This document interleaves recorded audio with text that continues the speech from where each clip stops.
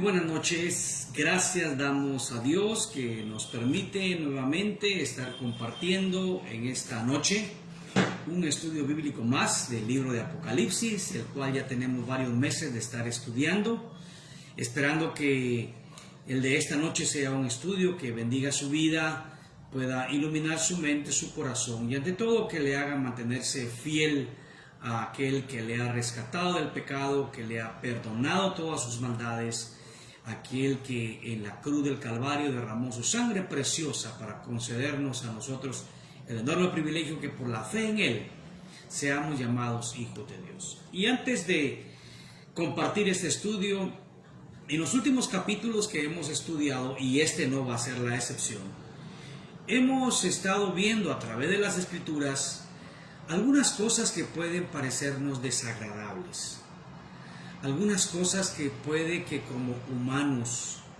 nos afecten, porque hemos tenido por mucho tiempo, muchas personas han tenido, y nosotros probablemente también, una idea de Dios equivocada.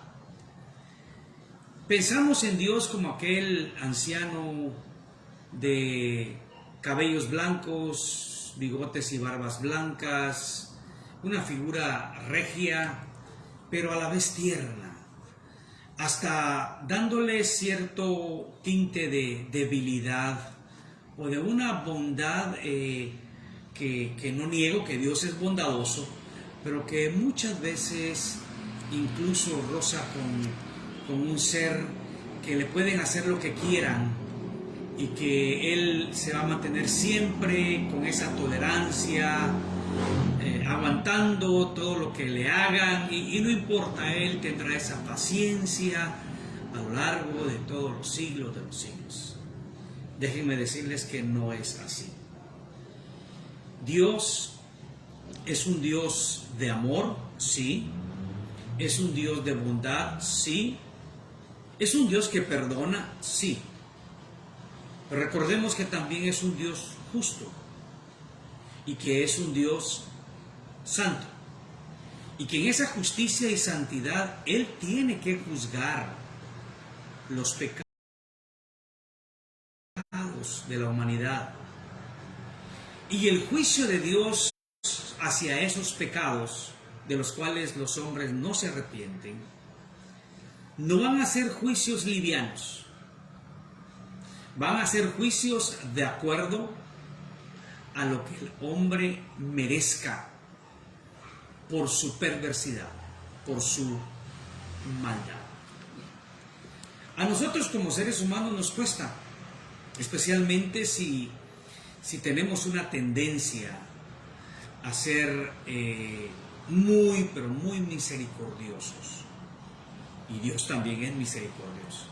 Pero comprendamos que tanta burla que vemos hoy en día en contra de Dios no puede quedarse impune. También como hombres tenemos esto en lo cual llegamos a comprender el porqué de los juicios de Dios. Sabemos que a nosotros las injusticias nos gusta que se juzguen y que esa justicia que se aplica traiga sentencias que amerite la falta que se ha cometido. Entonces, cuando pensamos nosotros en eso, nosotros nos sentiríamos muy mal, por ejemplo, que un asesino, violador, un delincuente cruel, desalmado, lo lleven a juicio y le digan, mire, por todos los crímenes que usted ha cometido, le vamos a dar 1 mes de cárcel y después sale libre. Nos sentiríamos defraudados de ese tipo de justicia. Y por cierto, durante las últimas décadas se ha hablado mucho de eso, ¿no? De qué pasa si un juez declara inocente a alguien que ha cometido tantos crímenes. Y nosotros decimos, pues Dios nos declara inocentes. Bueno, Dios nos declara no culpables si nos arrepentimos. Si nosotros confesamos nuestros pecados, nos apartamos del camino de maldad y aceptamos lo que Él ha dejado como único pago por nuestros pecados, el sacrificio que Cristo hizo en la cruz. Digo todo esto, mis hermanos, porque En la medida que vamos avanzando en el libro de Apocalipsis, nos damos cuenta de la severidad de los juicios de Dios por causa de los pecados de los hombres. Y el capítulo 17, probablemente su Biblia habla de la condenación de la gran ramera. Es precisamente ese juicio severo de Dios, aunque quizás debo quitar la palabra severo, justo de Dios, en contra de aquel sistema religioso, político, social y económico que se levantará en los años finales, en los años de la tribulación, en contra del Dios santo, puro y perfecto, y que negarán al Dios de la Biblia para adorar a un Dios falso, al anticristo, a Satanás. Negarán la palabra de Dios para seguir las palabras de un falso profeta. Y por eso viene el juicio de Dios. Y quiero empezar leyendo ya los versículos 17, en el capítulo 17, capítulo 17, los versículos 1 y 2. Vino entonces uno de los 7 ángeles que tenían las 7 copas y habló conmigo diciendo: ven acá y te mostraré la sentencia contra la gran ramera, la que está sentada sobre muchas aguas, con la cual han fornicado los reyes de la tierra, y los moradores de la tierra se han embriagado con el vino de su fornicación. Cuando se menciona aquí uno de los 7 ángeles, esto une al capítulo 16 que me traía los juicios de Dios, con el capítulo 17 y 18 como es la condenación de la gran ramera y la caída de Babilonia, refiriéndose al mismo evento pero dando detalles distintos en ambos capítulos. Entonces, uno de los 7 ángeles viene y le habla a Juan y le dice lo que Dios va a hacer. ¿Cuál es la sentencia que va a venir en contra de la gran ramera? Y cuando hablamos nosotros de la gran ramera, obviamente una ramera es una mujer que se prostituye. Y la prostitución en la Biblia muchas veces aparece de una manera literal como un acto de una persona, de una mujer que tiene un sexo sin control y con varios hombres. Pero también se usa mucho, especialmente en el Antiguo Testamento, como la fornicación de religiosa, o si le queremos llamar espiritual, de aquellos que debiéndose haberse mantenido fieles a Dios, se van tras religiones falsas, se van tras religiones que no son, y le rinden adoración a esas religiones falsas, y entonces están prostituyendo. Entonces, desde aquí se nos habla que esta gran ramera, que dice está sentada sobre muchas aguas, ya el verso 15, si usted lo lee conmigo de una vez, me dijo también: las aguas que has visto donde la ramera se sienta son pueblos, muchedumbres, naciones y lenguas. Bueno, aquí nos damos cuenta la gran cantidad de personas que esa gran ramera ha engañado. En algunas ocasiones alguien ha señalado particularmente a la Iglesia Católica Romana como la gran ramera. Yo sé que a muchos amigos católicos romanos no les gusta que se les diga eso. Ahora, yo no voy a pretender quedar mal con alguien, por muy amigo que sea, y quedar mal con Dios. Yo voy a quedar siempre bien con Dios, porque el que queda bien con los hombres ya no es un siervo de Cristo. Y quiero decir que sí, la Iglesia Católica Romana es parte de eso, pero no es la única. Y de hecho, en el correr de la historia de la humanidad, vemos que se están levantando muchos sistemas religiosos, no necesariamente católicos romanos, pero que también son falsos, que no están siguiendo lo que Dios revela en su palabra, sino que están siguiendo palabras y enseñanzas de los hombres. Por eso decía que la gran ramera es un gran sistema, pero que está centrado más en lo que es religioso, que estará unido, sí, a un sistema político, a un sistema social, a un sistema económico, que dominará el mundo con excepción de los creyentes verdaderos y que se pondrán en contra de Dios. Y por eso es que más adelante, usted en el verso 5, va a ver que el nombre escrito en la frente de la gran ramera es Babilonia la Grande, la madre de las rameras y de las abominaciones de la tierra. Yo quiero hacer un poco de historia y para ello quiero leerle literalmente la introducción que el teólogo Juan Sánchez García en su libro Comentario Histórico y Doctrinal del Apocalipsis hace en reverencia a este capítulo. Él le denomina Babilonia de los misterios y él dice esto así: el origen de Babilonia se remonta al libro de los principios, está refiriéndose a Génesis, con la construcción de la torre de Babel en la llanura de Sinar, cuyo constructor fue Nimrod, el gran apóstata de la era patriarcal. Lo encontramos en Génesis 10 y Génesis 11. Y esta floreció bajo el reino de Nabucodonosor, aquel rey, en Daniel capítulo 4.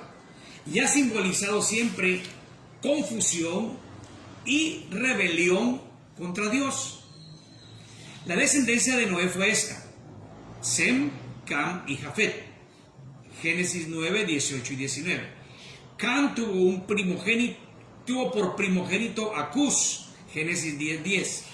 Cus engendró a Nimrod, Génesis 10, 8.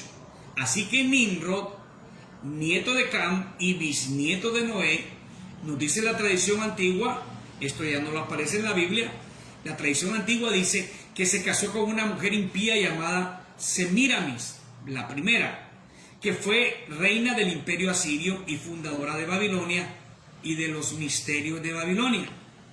Fue la primera sumo sacerdotisa de la idolatría y madre de todos los sistemas paganos del mundo. Pues la religión de misterios que en Babilonia se practicaron se esparcieron por todas partes de la tierra y existen hasta hoy. Semíramis I dio a luz un hijo llamado Tamuz y presentándolo al pueblo como un nacimiento milagroso, hizo que el pueblo le rindiera culto al niño y a ella misma, la madre, pues ella misma pasó a la posteridad como un ser mitológico. Es parte de la historia del origen de Babilonia. Y mire cómo entra ahí la confusión. Entra ahí la confusión de tomar de la misma descendencia de Noé, que fue donde Dios hizo por toda la tierra y de donde también vendría más adelante el pueblo de Israel. Toma de esa misma descendencia y empieza a confundir.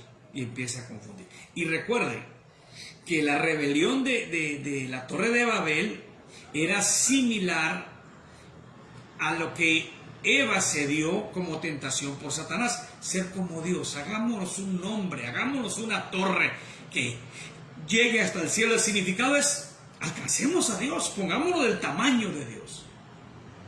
Y esa es la religión también de los tiempos finales, que confundirá a muchos queriéndose igualar a Dios. Ahora, veamos. Esa gran ramera está sentada sobre muchas aguas, o sea, tiene mucha influencia, tiene muchos seguidores. Por cierto, estamos en la época en que se mide mucho a la gente por los seguidores que tenga, ¿verdad?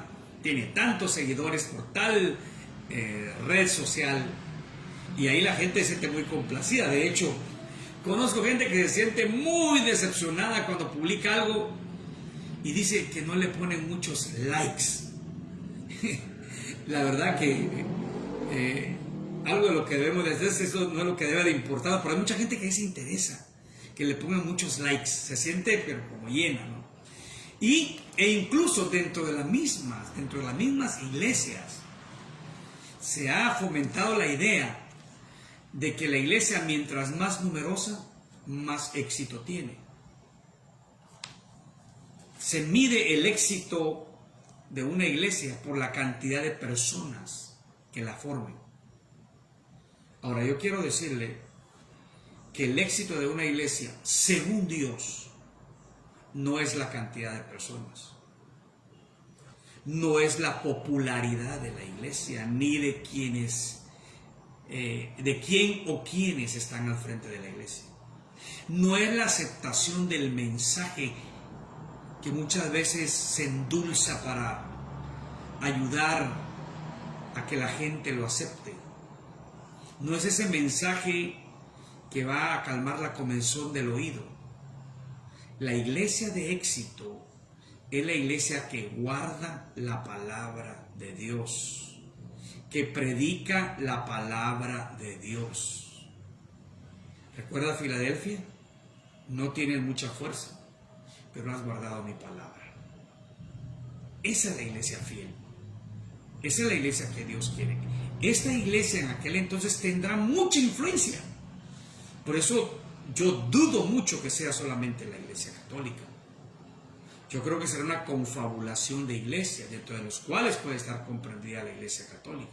Pero muchas de las también llamadas evangélicas, será un movimiento ecuménico, que le quede esa palabrita ahí en su mente. Un movimiento ecuménico que tratará de unir a iglesias con mensajes aceptables, pero no con mensajes de parte de Dios. El resultado de esto, el verso 2, con la cual han fornicado los reyes de la tierra, y los moradores de la tierra se han embriagado con el vino de su fornicación. Aunque sabemos, mis hermanos, que embriagarse en vino es un pecado que la Biblia condena, también tenemos que darnos cuenta que el que se embriaga en vino experimenta placer, y que se vuelve popular el embriagarse en vino. Eso tiene aquí el sentido de que esta iglesia o este movimiento religioso tendrá una tremenda aceptación. Su mensaje será placentero a los oídos de las personas. Humanamente estarán ellos muy complacidos con un mensaje de amor, de aceptación, y oigan otra palabra, de inclusión, de abrir puertas incluso a movimientos pecaminosos contrarios a lo que Dios revela en su palabra, y será agradable. Sí, tú puedes ser como tú quieras, no tengas pena, Dios te ama. Puedes seguir viviendo tu misma vida de pecado, practicarlo, Dios te hizo así. Sabe que el mensaje de la Biblia es un mensaje de arrepentimiento, de aborrecer lo que hemos sido hasta determinado momento para volvernos al Dios verdadero. Un mensaje de cambio. Sí, todos somos pecadores y todos hemos experimentado rebeldía contra Dios. Por eso es necesario el arrepentimiento y la entrega a Dios. Por eso es necesario que sea Dios quien guíe nuestras vidas en una entrega completa a Él. Sigue diciendo la palabra, verso 3, y me llevó en el espíritu al desierto, y vi a una mujer sentada sobre una bestia escarlata, llena de nombres de blasfemia, que tenía 7 cabezas y 10 cuernos. Y la mujer estaba vestida de púrpura y escarlata, y adornada de oro, de piedras preciosas y de perlas. Y tenía en la mano un cáliz de oro lleno de abominaciones y de la inmundicia de su fornicación. Y en su frente un nombre escrito, un misterio: Babilonia la Grande, la madre de las rameras y de las abominaciones de la tierra. Vi a la mujer ebria de la sangre de los santos y de la sangre de los mártires de Jesús.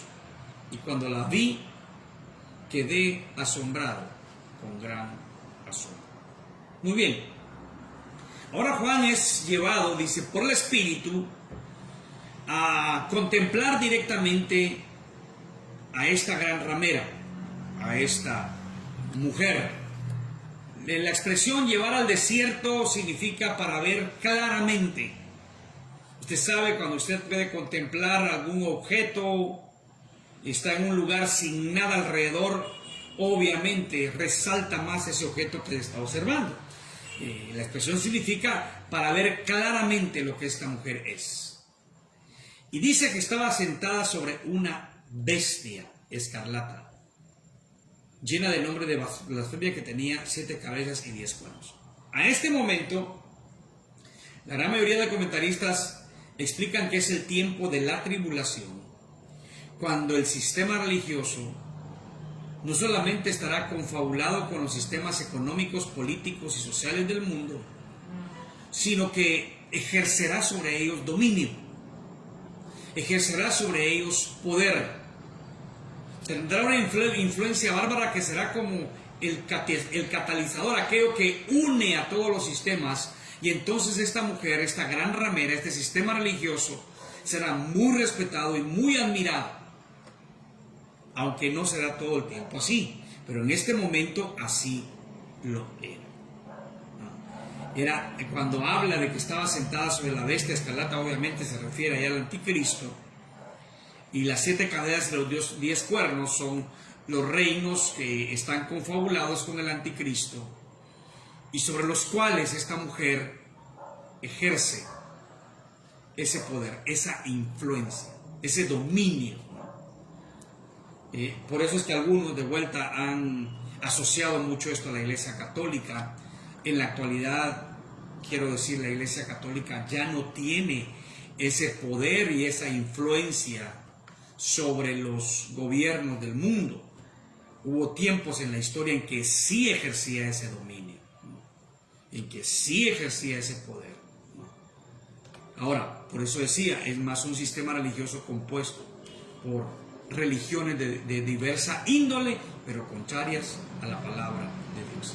Ahora, esta mujer, en el poder que tiene, también tiene una vida bastante ostentosa, mucho lujo, ¿no?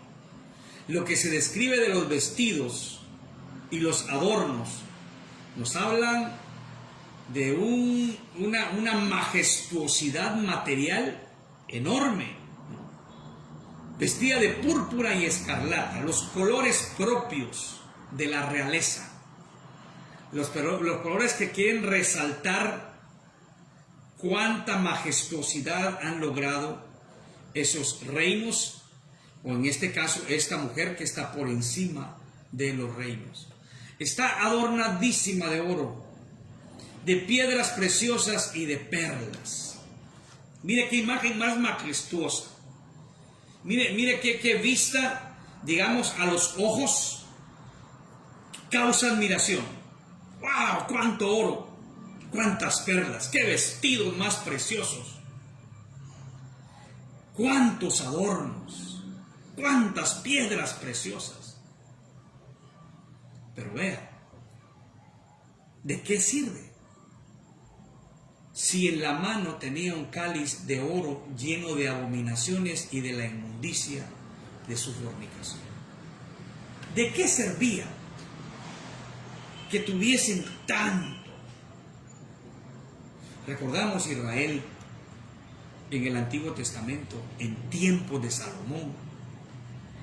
La gente se quedaba admirada del esplendor de aquel reino. ¿De qué servía? Si por causa de lograr aquella relevancia económica, política, social, se había desviado el corazón de aquel rey por complacer a sus esposas y concubinas que venían de reinos paganos y había levantado en el mismo Israel altares a los dioses falsos. ¿De qué sirve una religión que presente una imagen majestuosa, una imagen ostentosa, una imagen admirable de lo que puede tener en edificios, en templos, en adornos, pero que lo que enseñe sea abominación delante de Dios? El mundo vive mucho de la apariencia. Recuerde, Dios da gracia al humilde y resiste al soberbio. Y muchas veces esas muestras de lujo son por soberbia, son por orgullo. Recuerda cuando Jesús, los mismos discípulos le enseñan el templo, qué grandioso el templo. Jesús le dice, no va a quedar piedra sobre piedra. Pongan su mirada en esto. Aunque en ese entonces significaba la unidad de Israel, pero ¿en qué se había convertido el templo? En cueva de ladrones. Y vendría el juicio de Dios sobre ellos. Si usted quiere creer de que es demasiado severo el juicio de Dios, pregúntenle a los judíos qué sienten por la destrucción del templo. ¿Qué sintieron las veces que destruyeron los diferentes templos? Dios es justo y Dios es celoso, y los pecados de los hombres no quedarán impunes delante de ese Dios justo, santo, perfecto. Esta mujer, esta religión, esta religiosidad del mundo será juzgada por Dios. Y vea cómo se identifica: Babilonia la Grande. Algunos piensan que esto puede llegar a ser literal. Otros creen que más describe la condición que vivía, aunque no lo hiciere de una manera declarada así, visible, de una manera visible. ¿Se había convertido en algo grande? Sí. ¿Tenía razón este título, Babilonia la Grande? Sí. Porque había crecido en gran manera. Tenía un poder enorme. ¿La madre de las rameras? ¿Le quedaba bien este título? Por supuesto que sí. Se había prostituido con todo sistema para poder alcanzar sus propósitos nefastos contrarios a Dios. ¿Era madre de las abominaciones de la tierra? Sí. Su influencia había alcanzado el mundo conocido. Esa mala influencia, esa mala enseñanza había permeado distintas partes del mundo. O sea, el título o los títulos aquí se describen. Eran títulos bien puestos por lo que aquel sistema religioso está representando. Había algo más. Vi a la mujer ebria de la sangre de los santos y de la sangre de los mártires de Jesús, y cuando la vi quedé asombrado con gran asombro. Esto es terrible. Se recuerda a los santos salidos de la tribulación, la sangre de los santos. O sea, este sistema religioso había perseguido y había matado a verdaderos creyentes en Jesucristo, que no aceptaron sus engaños, que no aceptaron sus abominaciones y fueron victimizados. Algunos también aquí ven cierta asociación con algo que sucedió en casi 3 o 4 siglos con la famosa Inquisición, en la que la Iglesia Católica Romana creó un sistema de persecución y muerte contra judíos y cristianos solo por el hecho de tener con ellos la palabra de Dios y leerla. Es parte de la historia. Yo no estoy aquí inventando nada en un sentimiento anticatólico. Es parte de la historia aceptada por la misma Iglesia Católica, la Inquisición, que se desarrolló durante aquellos siglos. El 24 de agosto fue la muerte de los hugonotes en Francia, 50.000 personas masacradas. ¿Cuánto ha habido en la historia de esto? Algunos asocian esto con eso. Pues ojo, más adelante vendrá así esta gran ramera, esta Babilonia la Grande, esta madre de las abominaciones, asesinará creyentes. ¿Cree usted que Dios va a estar impasivo ante esta masacres? ¿Cree que Dios permanecerá sin manifestarse? El Señor dice: mía es la venganza. Dejémoslo todo en las manos de Dios, sí. Pero cuando decimos eso, a veces no imaginamos nosotros. Claro, estamos en tiempo de arrepentimiento, de volverse y entregarse a Dios, sí.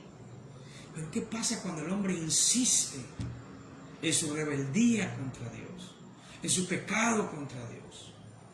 Y más aún en aquellos tiempos se adhiere a este sistema injusto, apóstata, pagano, que se burla de Dios. Vendrá el juicio de Dios. Y Juan está asombrado. Le cuesta creer lo que sus ojos están viendo. Mire, me llama la atención lo que dice acá Juan, que quedó asombrado con gran asombro. ¿Sabe cómo estaba Pablo cuando vio que los gálatas estaban desviando del evangelio puro? Atónito, igual, asombrado. No podía. ¿Cómo es posible que ustedes se hayan desviado del evangelio puro? Al punto que Pablo dice: no hay otro evangelio, y si alguno les predica un evangelio diferente, sea maldito por Dios, sea anatema. Imagínense, aquí Juan también está asombrado.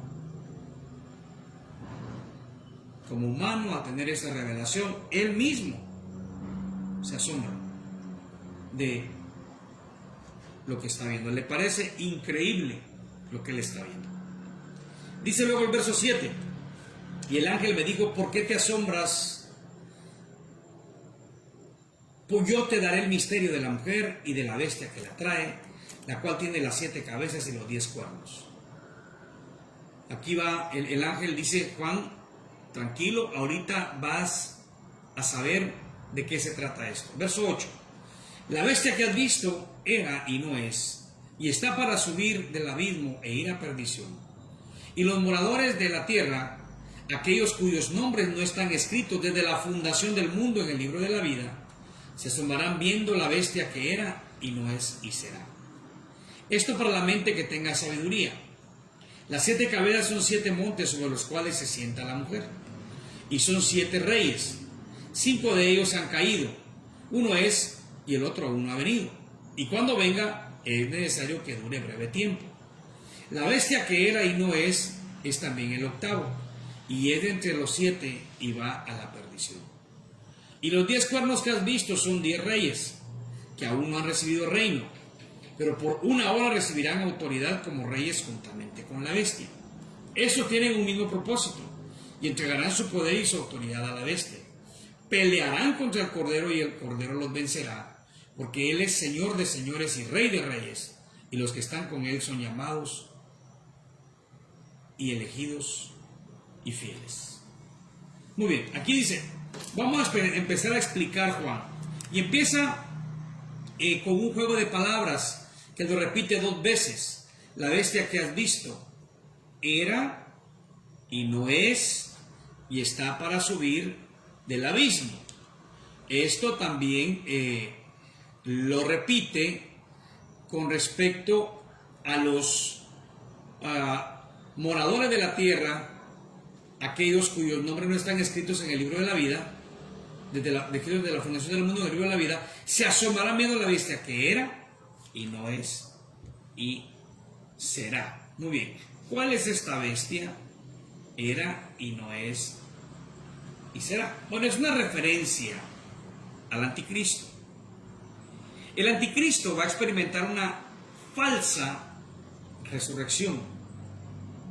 Y este anticristo, después de esa falsa resurrección, seguirá engañando a las personas. Esto lo encontramos en el capítulo 13 del libro de Apocalipsis. Ya vimos ese estudio de esa falsa resurrección, imitando lo que Dios hizo con Cristo.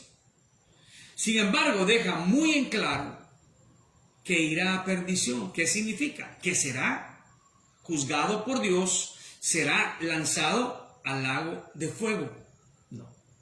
Ahora, es interesante también aquí lo que se menciona y tenemos que ceñirnos a lo que dice el texto. Dice que aquellos que seguían a este anticristo y que se asombraban o admiraban a la bestia, sus nombres no están escritos desde la fundación del mundo en el libro de la vida. Yo sé, mis hermanos, que es una doctrina muy difícil de comprender, pero hay algo muy importante que todos debemos de saber. La elección de los salvos es de Dios. Y démosle honra, gloria y gratitud a Dios por ser parte de esa elección. De vuelta, mencioné al principio que hay cosas que no nos agradan hoy, pero que la Biblia así lo enseña.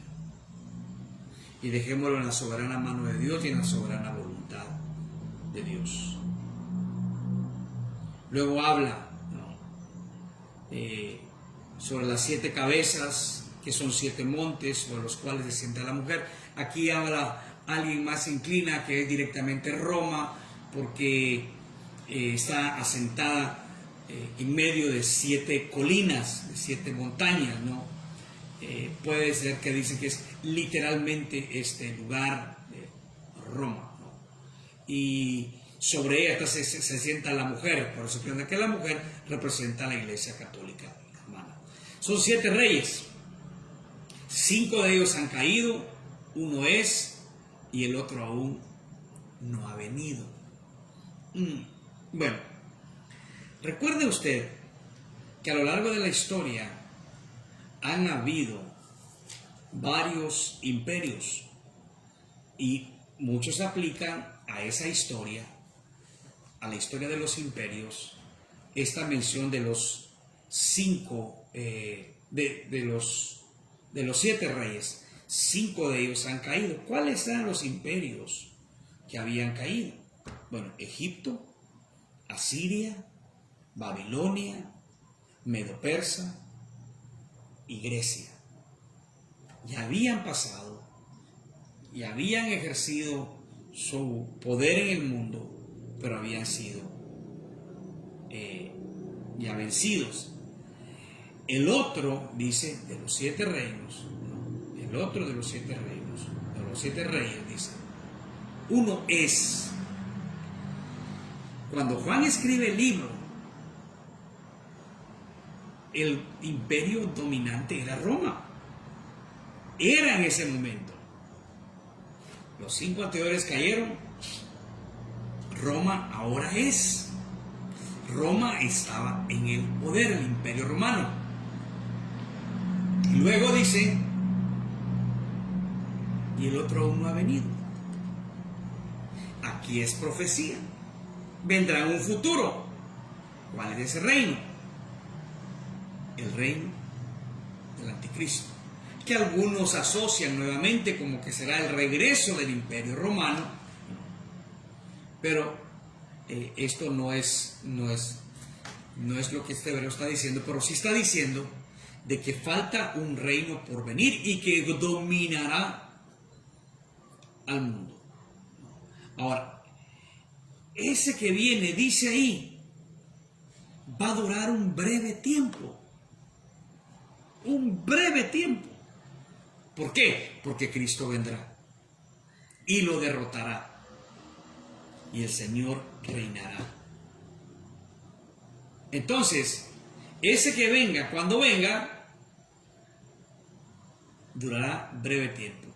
Más adelante se menciona la expresión de lo que consiste este breve tiempo, ya lo veremos. Dice, y los 10 cuernos que has visto son 10 reyes que aún no han recibido reino, pero por una hora recibirán autoridad como reyes juntamente con la bestia. Es aquí lo que mencionaba. Aquellos reyes que en aquel entonces, en el futuro, en el tiempo de tribulación, gran tribulación, recibirán cierta autoridad, recibirán cierto poder y lo rendirán al anticristo. Pero será, dice, ahí menciona una hora, otra expresión para decir que el tiempo ese será breve, que esa autoridad a esos reyes paganos será un tiempo breve, como se ha mencionado igual, el reino que todavía falta por venir. Y lógico, muy breve comparado a lo que han durado los otros imperios. Roma se mantuvo muchos siglos, a tal punto que muchos pensaron que no iba a caer, pero cayó. Entonces, este vendrá y será un tiempo breve. Y verso 13 dice: estos tienen un mismo propósito y entregarán su poder y su autoridad a la bestia. Está hablando de esa unidad malévola entre estos reyes rendidos a la bestia, cuando dicen entregarán su poder y su autoridad a la bestia, tendrán cierto poder, pero estarán regidos por la bestia, estarán gobernados por la bestia, Satanás. Ellos se rendirán y irán respaldando a Satanás. Y verso 14: pelearán contra el Cordero y el Cordero los vencerá, porque Él es Señor de señores y Rey de reyes, y los que están con Él son llamados y elegidos y fieles. Mira qué interesante. No habla de una batalla encarnizada de dominio, no, habla de que el Señor vendrá y los aniquilará. ¿Junto con quiénes? Con aquellos que hemos sido llamados, aquellos a quienes Dios nos ha elegido y nos mantenemos fieles. Mire, tres palabras que describen un verdadero creyente. Un verdadero creyente es llamado por Dios. Un verdadero creyente es elegido de Dios. Y un verdadero creyente es fiel a Dios. Y usted dirá, entonces es por obras, porque tengo que ser fiel, ¿no? Está hablando que el que es llamado es porque Dios decidió llamarlo. Y lo llamó porque lo eligió antes de la fundación del mundo. Y se mantendrá fiel porque ama a Dios. Es un resultado de la fe en Él, el mantenernos fieles a Dios. No debemos verlo como un requisito de hacer obras, porque la salvación es por gracia y por fe, pero sí como un resultado de la verdadera fe. Lo hemos dicho muchas veces y no nos cansaremos de repetirlo. Vamos a ir a la parte final. Verso 15 al 18 dice: me dijo también, las aguas que has visto donde la ramera descienda son pueblos, muchedumbres, naciones y lenguas. Esto ya lo explicamos. La gran cantidad de gente influenciada por la gran ramera. Y los 10 cuernos que visten las bestias, estos aborrecerán a la ramera y la dejarán desolada y desnuda, y devorarán sus carnes y la quemarán con fuego. Porque Dios ha puesto en sus corazones el ejecutar lo que Él quiso, ponerse de acuerdo y dar su reino a la bestia hasta que se cumplan las palabras de Dios. Y la mujer que has visto en la gran ciudad que reina sobre los reyes de la tierra. Muy bien. Aquí ya viene un desenlace que puede confundirnos, pero que es muy comprensible.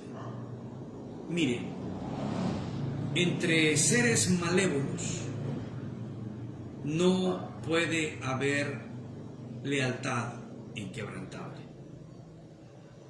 Se recuerdan que anteriormente estaban con un mismo propósito aquellos reyes. Se recuerdan que también la influencia, el poder que la gran ramera ejercía sobre los reinos eran grandes y la tenían como lo que le representaba la unidad hacia ellos. Pero llega el momento en que estos reyes se van a quitar ese dominio de la ramera. La van a traicionar. Aquí no significa que la ramera vaya a ser perdonada por Dios, sino que está hablando que Dios, que es soberano, ejecuta su juicio a través de aquellos reinos paganos en contra de la religión falsa, que va a estar muy confiada en ese poder y esa autoridad que le han otorgado, pero que finalmente aquellos reyes dirán, no más, y se van a sacudir ese dominio, esa influencia de la gran ramera. Y vea qué van a hacer con ello. La van a dejar desolada, la van a dejar desnuda, o sea, esto habla de avergonzada. Van a devorar sus carnes y la quemarán con fuego. Devorarán sus carnes van a acabar con su riqueza material. No podrá retener nada de ello. Será destruida. Y el verso 17 da la explicación. Porque Dios mismo es soberano Dios. Por medio de estos reyes, Dios ha puesto en el corazón de esos reyes ejecutar lo que Él quiso. Dios hace lo que Él quiere. Él es Dios. Y ahora va a dar el reino a la bestia. Y ahora la bestia va a exigir adoración hacia ella. La bestia va a pedir ser reconocida como la máxima autoridad. Eso hará la gran ramera hasta que se cumplan las palabras de Dios. ¿Qué me habla aquí? Que todo lo que Dios ha revelado tiene cumplimiento. Las maneras a veces nos resultan desconocidas y las vamos descubriendo en el desarrollo de la historia. Pero Él lo hace, se cumple lo que Él dice. Y el verso 18, y la mujer que has visto es la gran ciudad que reina sobre los reyes de la tierra. Aquí viene ya a introducir el capítulo 18 que veremos la semana entrante y que nos habla ya de manera más detallada acerca de aquella ciudad. Vamos a orar, vamos a dar gracias a Dios y mantengámonos fieles al Señor. Tengamos mucho cuidado con los sistemas de enseñanza que hay hoy en día. Yo he recordado un pensamiento que me enseñó mi primer pastor, que cuando alguien me quiera enseñar algo acerca de Dios, debía preguntar capítulo y versículo. Si la Biblia lo dice, es de Dios, y si no, por muy bonito que suene o por muy bonito que se sienta, no es de Dios. Pidámosle a Dios que nos dé interés por su palabra, por la oración, y que de Él recibamos toda la dirección necesaria y caminar en su voluntad. Oremos. Padre, gracias por tu palabra, gracias porque en la misma tú nos has dejado toda la revelación que necesitamos saber para mantenernos fieles a ti. Gracias por habernos escogido para ser tus hijos y suplicamos, mi Dios, que nos mantengas siempre firmes en tus caminos, buscando más y más de ti. Perdona todo pecado que hayamos cometido, toda aquella cosa que no sea de tu agrado, y enséñanos a rectificar nuestros pasos para andar en tu voluntad. Amado Dios, muchas gracias. Que a ti sea la honra y la gloria por siempre. En Cristo Jesús, nuestro único Señor y Salvador, oramos y damos gracias. Amén. Que el Señor le bendiga grandemente y que este estudio manifieste más esa fe que hay en su corazón para la gloria de su nombre. En el nombre de Jesús, que Dios le bendiga grandemente.